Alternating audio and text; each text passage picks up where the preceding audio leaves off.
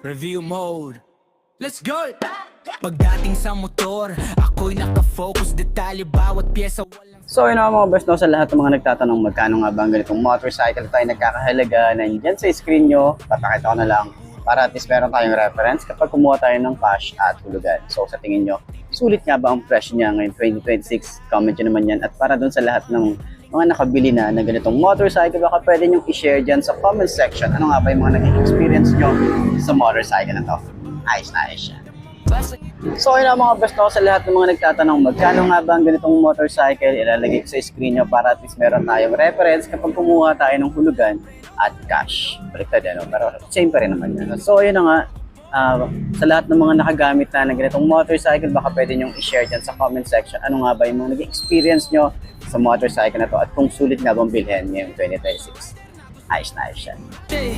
So yun na mga best, no, available na nga po dito ang Agimat 175. Naka-Euro3 na rin ang isang to. At tingnan nyo naman, para siyang Philippine flag yung kanyang design para dito, and yung kanyang headlight na naka-projected lamp tayo rito, LED na rin yan. So yun na mga best, no, ito nga ang Wizard 175. So isa rin si Skygo sa mga nagbebenta ng 175cc na pang tricycle or pang single na pantra.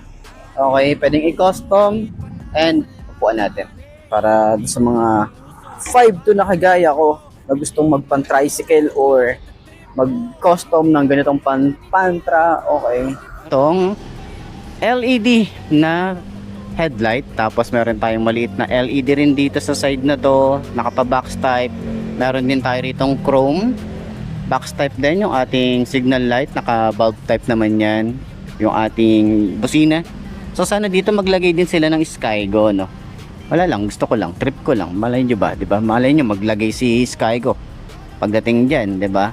So meron tayong rubber boots, naka-telescopic fork, maganda yung kanyang paint job, yung kanyang fender is metal din, naka drum brake, word spoke na rin tayo rito. Yung size dito ay 2.75 by 17. Ayan. So, ano na rin to, no? Pwede na rin tayo mag-extend or magpalagay ng sidecar. Dito naman sa side na to, yung lock. In case na kailangan natin mag-park sa mga mall, mailalock natin yung motorcycle. Ayan.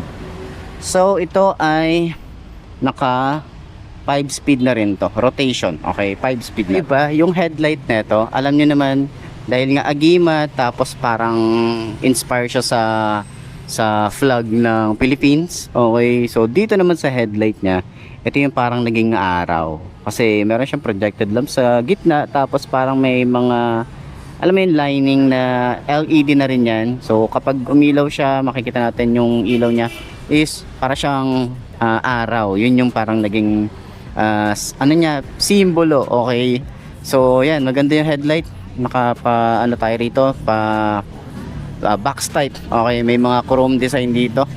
And yung FKM niya, akala ko emblem nung una, pero sticker pala siya. Sticker siya, ayan o. Or parang dinikit dito. Hindi ko alam kung yung kabuuan na to sticker siya. Ayan. So busina, meron tayong reflector, naka rubber boots, kanyang fender metal. Maganda yung kanyang telescopic fork, yung paint job. Maganda rin yung finish. Naka drum brake tayo rito, ward spoke, at yung kanyang size is 2.75 by 17. Ayan, dito sa side meron na rin tayong nakaabang para sa sidecar natin. Yung ating makina is naka 5 speed na rin tayo rito. At kagandahan din dito, hindi siya mabibrate dahil meron tayo ritong bracket. Ayan, hindi naka-attach yung kanyang foot pegs dito sa kanyang makina. May FKM na rin tayo rito. So, ito yung itsura ng ating makina. May Skygo rin tayo rito. Naka dual edge shifter. Yung ating foot pegs, hindi rin siya napipflip, pero malapad din naman yan. And foot pegs din para sa angkas. Ayan. So may chain cover na rin tayo rito. At yung sprocket size neto ay 42T or 428 42T. Ayan. Naka dual shock, adjustable, pero pwede nyo palagyan din yan ng additional pa na shock. Okay, so meron din tayo ritong lock para in case na gusto nyo mag-iwan ng helmet, mailalak natin siya dito sa side. Okay, sa upuan sobrang lambot. Ayan, sobrang kapal din. Maganda rin yung leather na ginamit. Yung ating bracket para sa grab bar, ayan, medyo ano rito, pag nilagyan nyo ng top box, meron kasing post dito eh. Okay, so medyo nakapatayo siya pag nilagyan natin ng top box. So sana straight na lang din. Okay, so sa kanya namang panel gauge, naka-analog type tayo rito. Meron tayong RPM dito, speedometer, odometer, meron tayong fuel gauge dito. Gear indicator, digital siya. Tapos pag naka high beam, and then signal light, meron din tayo ritong USB charging port. Ayan. So ignition niya, simple lang din. Agimat 175, magandang font style na ginamit dito. Naka dual head shifter na rin tayo rito. Foot pegs niya, hindi na flip, combination ng rubber and metal. Same dito sa ating foot pegs para sa angkas.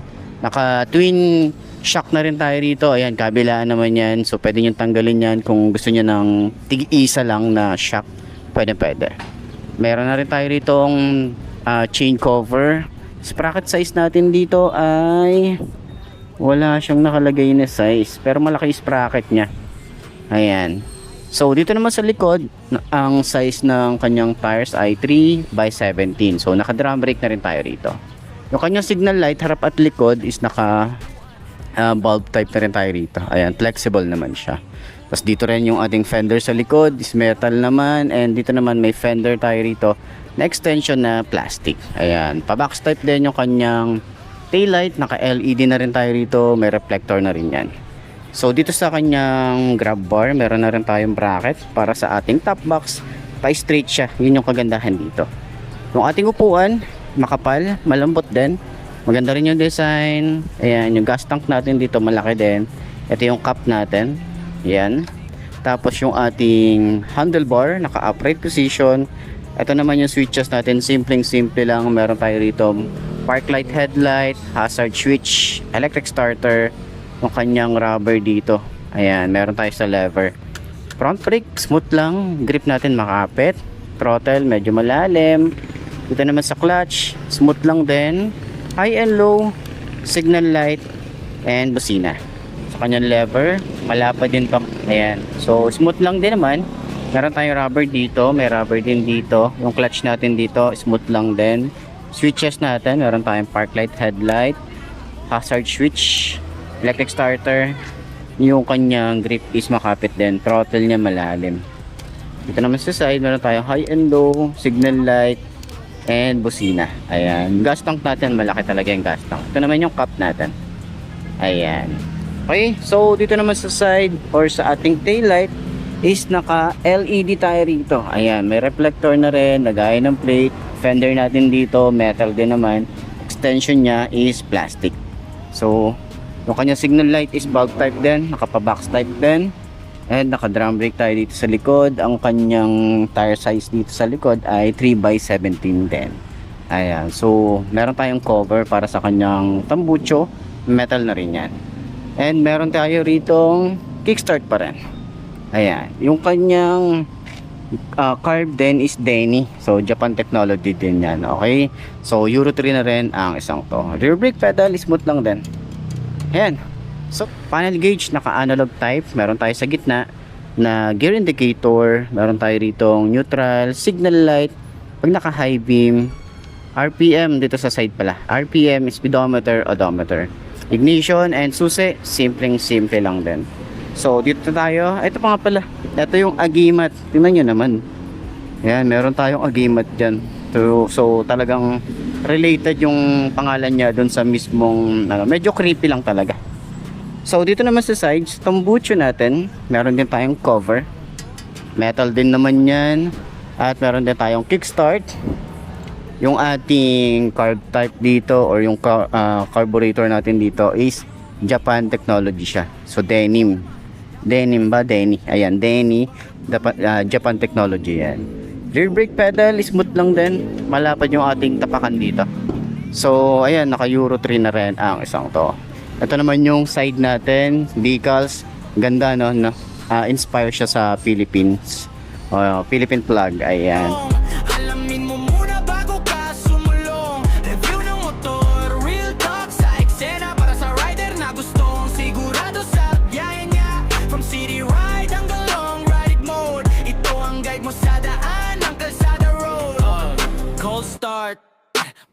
mo ang tunog, kung maayos ba o parang may kulang sa ugong. Suspension check, luba kay kalaban, kung smooth ang tupo, panalo sa laban. Brakes kung kapit, dapat sigurado, safety first lagi, di pwedeng papakto. Ilaw sa gabi, malinaw ang daan, headlight na solid, panalo sa laban. Hey, hindi lahat ng uso para sa'yo bro, piliin mo yung swak sa budget at trip mo. Hindi lang pangalan, hindi lang brand, importante kung kaya mo siyang i-handle. Review ng motor, walang pre-motor